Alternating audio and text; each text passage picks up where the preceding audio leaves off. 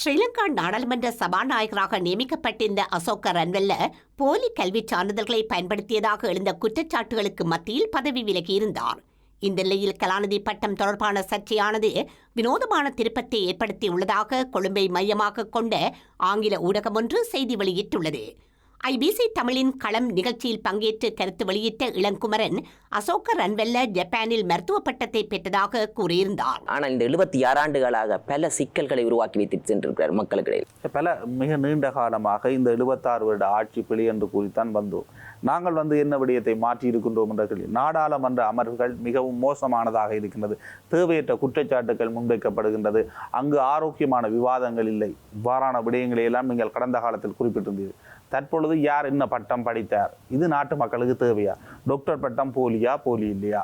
சபாநாயகர் பதவி விலகிறார். ஏன் அந்த பட்டத்தை அவரால் நிரூபிக்க முடியவில்லை என்றால் அப்படிப்பட்ட ஒரு பட்டத்தை அவர் இன்னத்திற்காக போட்டு சபாநாயகர் ஆனார். சபாநாயகர் பதவியில் இல்லை, இது அவரால் போடப்பட்ட பட்டம் என்று இல்லை, அது மக்களால் உருவாக்கப்பட்டது. அவர் 89ஆம் ஆண்டு ஜப்பானுக்கு சென்றிருந்தார். இந்த யுத்தம் காரணமாக ஜேபிபி அன்றைய காலத்தில் இல்லாத ஒழித்த சமயம் ஜப்பானுக்கு சென்றிருந்தார்.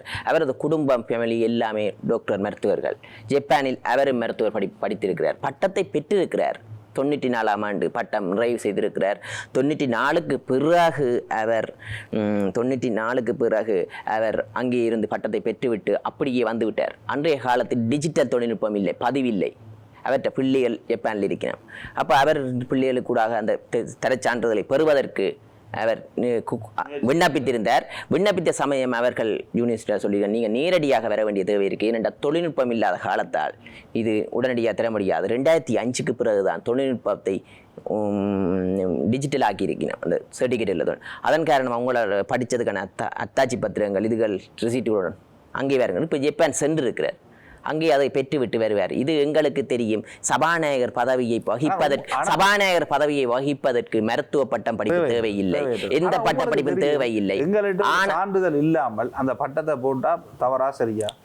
சான்றிதழ் இருக்கின்றது. நிரூபிக்க முடியாத ஒன்று நிரூபிக்க முடியாத இதை சொன்னா கவர்மெண்ட்ல வேலை தருவாங்களா? இல்ல இதுல அதுல எந்த இதுக்கும் தரச்சான்றிதழை பாராளுமன்ற உறுப்பினரும் கேட்கவில்லை. ஒன்லைனில் இருக்கின்றிருக்கு. அந்த ஒரு இஷ்யூ தான் சரியா. உடனடியாக அதற்காக அவர் பதவியை விலகிவிட்டு எந்த உறுப்பினரும் இதுவரை காலம் இவ்வாறு பதவியை விலகியதில்லை. சர்டிபிகேட் இல்லை என்ற நிரூபித்திருக்கலாம். ஆனால் இருந்திருக்கலாம். அங்கே சர்டிபிகேட் கோர்ட்ஸில் போட்டு இல்லை. எந்த பார்லமெண்ட் எந்த தகுதியும் தேவையில்லை. ஆனால் அவர் மக்களால் தெரிவு செய்யப்பட்ட பிரதிநிதி, அந்த வகையில் அவர் இருந்திருக்கலாம். ஆனால் அவர் உடனடியாக அந்த பெரிய பதவியை உடனடியாக நாங்கள் அழுத்தம் பிரயோகிக்கவில்லை.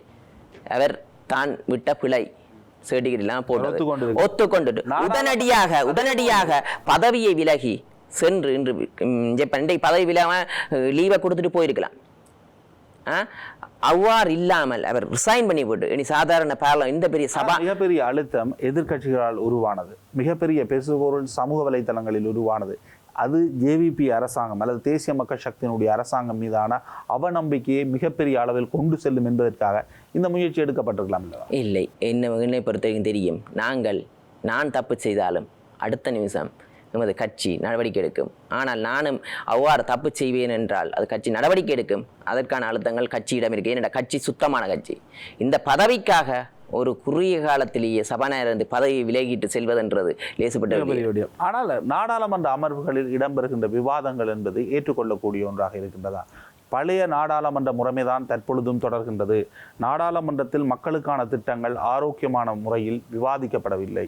கண்டிப்பாக